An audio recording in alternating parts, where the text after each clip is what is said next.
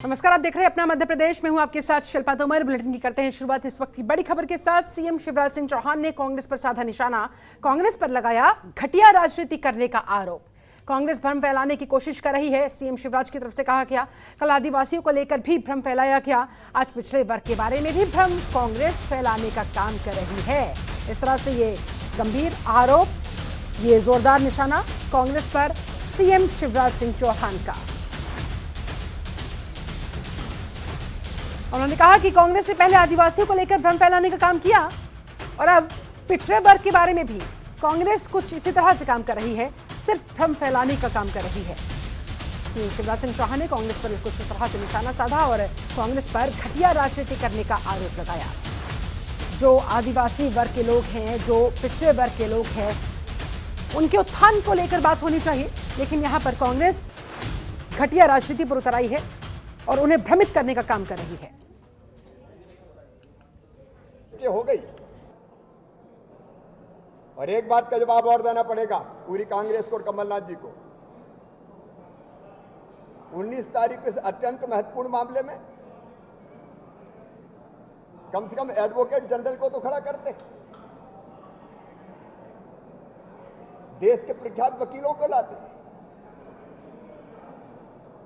Stay ना मिले, आरक्षण लागू हो जाए इसकी कोशिश करते, लेकिन इनका एडवोकेट जनरल तक खड़ा नहीं हुआ। आसानी से स्टे होने दिया क्योंकि ये लाए इसलिए थे कि स्टे होना है। स्टे कराने का षड्यंत्र किया कमलनाथ आपने, ये पाप किया पूरी कांग्रेस ने। कांग्रेस ने तो पाखंड किया है, लेकिन भारतीय जनता पार्टी की सरकार 27% आरक्षण पिछड़े वर्ग को मिले, इसको लागू करवाने में कोई कोर कसर नहीं छोड़ेंगे।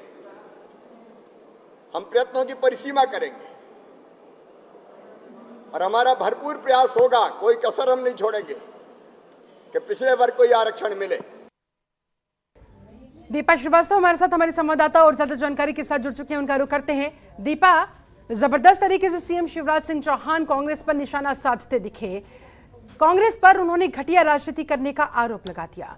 ऐसे में बहुत सारे सवाल खड़े रहते हुए कि आदिवासियों को लेकर, पिछड़े वर्ग को लेकर राजनीति करने की बजाय उनके उत्थान पर काम करना चाहिए, चाहे वो पक्ष हो या विपक्ष हो, लेकिन होता इससे उलट है।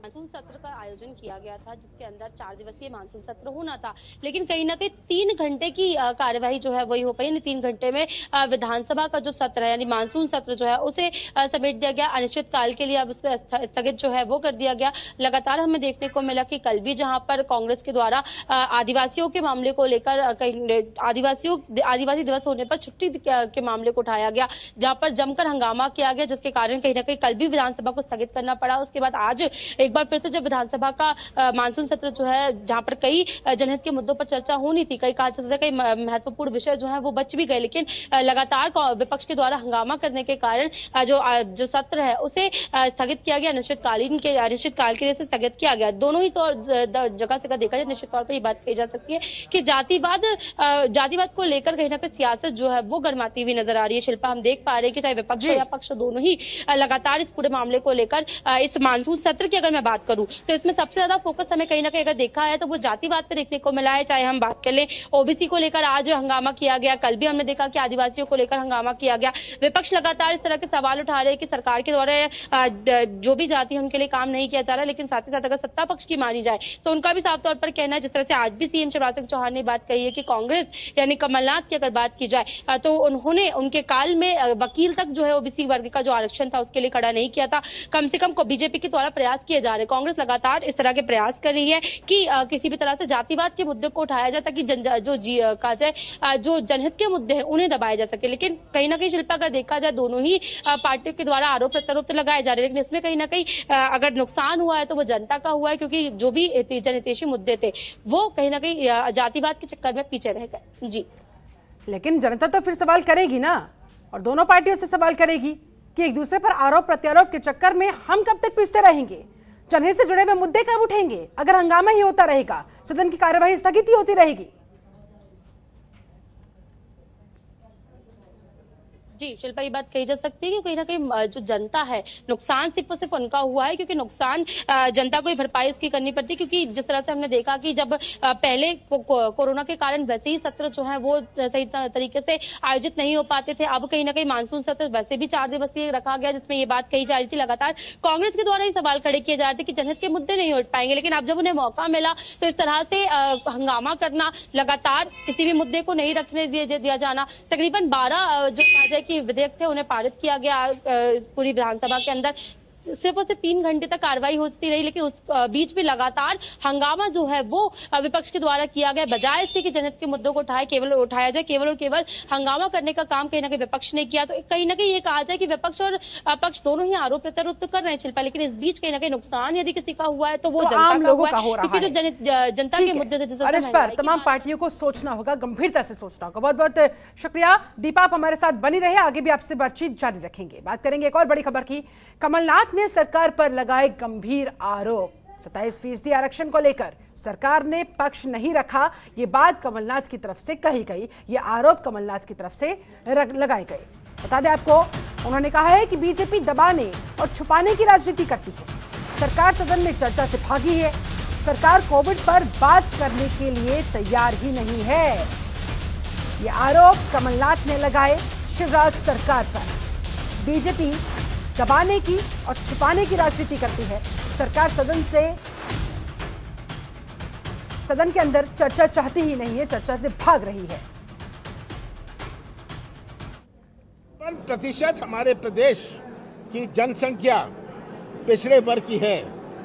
आज इसको ना पास करके जो हमने किया था, हमने इसको लागू किया था, ये कोर्ट में गए, कोर्ट में गलत इन्होंने बयान दिया, कोर्ट में गलत बात कही और आज ये अटका हुआ है। कितनों का जीवन प्रभावित हो रहा है। आज हमारे नौजवान जो स्वप्न देख रहे थे कि आरक्षण का लाभ उन्हें मिलेगा, उनकी उम्र बीत रही है, उनको कोई लाभ नहीं मिल रहा। हमने जो गरीबी का 10% किया था वो भी आज चौपट है। दीपा श्रीवास्तव हमारे साथ, हमारी संवाददाता लगातार जुड़ी हुई है। एक बार फिर से उनके पास जाते हुए, दीपा, सिर्फ आरोप प्रत्यारोप ही देखने को मिल रहा है। कभी शिवराज सरकार कांग्रेस पर आरोप लगा देती है भ्रमित करने का, कभी कमलनाथ शिवराज सरकार पर आरोप लगा देते हैं। ऐसे में ये चल क्या रहा है? क्या वाकई में सदन के अंदर पक्ष और विपक्ष दोनों चर्चा नहीं चाहते, या फिर सरकार जानबूझकर बचना चाह रही है और कहीं ना कहीं जाने अनजाने विपक्ष उसका सहयोग कर रहा है? क्योंकि जब हंगामा होता है, सदन की कार्यवाही स्थगित हो जाती है, तो चर्चा कहां से होगी फिर?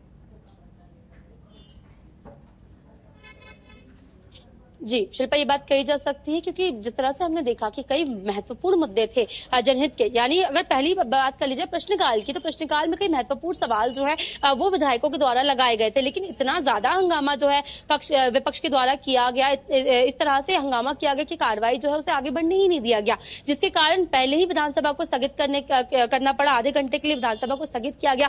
उसके बाद एक बार फिर से जो है कार्रवाई शुरू हुई, लेकिन उस बीच भी कहीं ना कहीं जो भी विधायकों के द्वारा प्रश्न लगाए गए थे, यानी कि उनकी विधानसभा से जुड़े हुए जो भी प्रश्न थे, या कहा जाए कि जो भी कोरोना के काल की बात कर ले, या महंगाई की बात कर ले, या फिर महिला अपराध की बात कर ले, इन सभी विषयों को लेकर महत्वपूर्ण सवाल जो है शिल्पा वो लगाए गए थे, लेकिन कहीं ना कहीं सरकार से जवाब नहीं मिल पाए, क्योंकि कहीं ना कहीं विपक्ष जो है वो लगातार हमलावर होता हुआ नजर आया, लगातार हंगामा करता हुआ विपक्ष नजर आया, जिसके कारण कहीं ना कहीं जो पूरी एक प्रक्रिया थी, जिसके अंदर हो सकता था जनता के हित के कई महत्वपूर्ण मुद्दे उठते, उनमें कहीं ना कहीं विराम लगाना पड़ा। लेकिन अगर बात की जाए पूर्व मुख्यमंत्री कमलनाथ की, तो उनका साफ तौर पर यही कहना है कि सीएम शिवराज सिंह चौहान जो है उनकी बात करें या फिर बीजेपी सरकार की बात करें, दोनों ही चर्चा से बचना चाहते थे, इसलिए उन्होंने जो पूरी कार्रवाई है उसे स्थगित किया गया। विधानसभा का जो मानसून सत्र था उसे भी उन्होंने स्थगित किया, क्योंकि वो चर्चा से बचना चाहते थे, हमें बोलने का मौका नहीं दिया गया। लेकिन वहीं अगर पक्ष की बात की जाए, तो उनका साफ तौर पर यही कहना है कि सवालों की बात कर ले, ध्यान आकर्षण की बात कर ले, कुछ भी इस तरह के मुद्दे जो है वो इनके द्वारा नहीं लगाए गए थे, कमलनाथ सरकार के द्वारा नहीं लगाए गए थे, जिसके कारण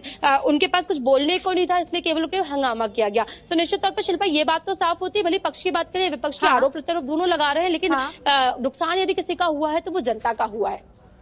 और ऐसे में कोविड को लेकर जब तक चर्चा नहीं होगी, तैयारियां धरातल पर मुकम्मल है नहीं है, कैसे इस बात का सुनिश्चित किया जाएगा? कैसे ये बात अभी से पक्की की जाएगी कि अगर तीसरी लहर आ जाती है तो फिर हमारी तैयारियां मुकम्मल हैं? जी शिल्पा, निश्चित तौर पर कोरोना एक बड़ा विषय था जिसको लेकर कई सवाल जो है विधायकों की द्वारा वो भी लगाए गए थे। इसमें एक महत्वपूर्ण सवाल ये भी था जिसके अंदर ये बात पूछी गई थी कि आखिर कितने लोगों की मौत हुई है, कितने खर्च जो है वो सरकार के द्वारा किया गया, प्राइवेट जो अस्पताल है उनको कितना दिया गया, उनसे किस तरह से जो इनकम है वो हो पाई। इस तरह के कई महत्वपूर्ण सवाल जो है वो लगाए गए थे। तीसरी लहर को लेकर क्या तैयारियां हैं, बच्चों को किस तरह से बचाएंगे, इस तरह के कई महत्वपूर्ण विषय थे जिन पर चर्चा हो सकती थी शिल्पा। लेकिन बजाय इसके केवल और केवल विधानसभा का जो मानसून सत्र था उसे हम ये बात कह सकते हैं कि जातिवाद पे फोकस करने का प्रयास किया गया। ये प्रयास किया गया कि पहले आदिवासियों को लेकर सवाल उठाए गए, फिर ओबीसी को लेकर सवाल उठाए गए, जिसके कारण कहीं ना कहीं जो महत्वपूर्ण विषय थे, यानी जो कहीं ना कहीं हमारे आने वाले वक्त में यानी फ्यूचर में जो चीजें काम आएंगी उनको छोड़कर जातिवाद पे ये जो पूरा फोकस किया गया, जिसके कारण कोरोना जैसा भी एक महत्वपूर्ण विषय छूटा है। दीपा, आप हमारे साथ बने रहे, आगे भी आपसे बातचीत जारी रखेंगे। खबरों के निष्पक्ष विश्लेषण के लिए सब्सक्राइब करें Jantantra TV and press the bell icon. Never miss any update.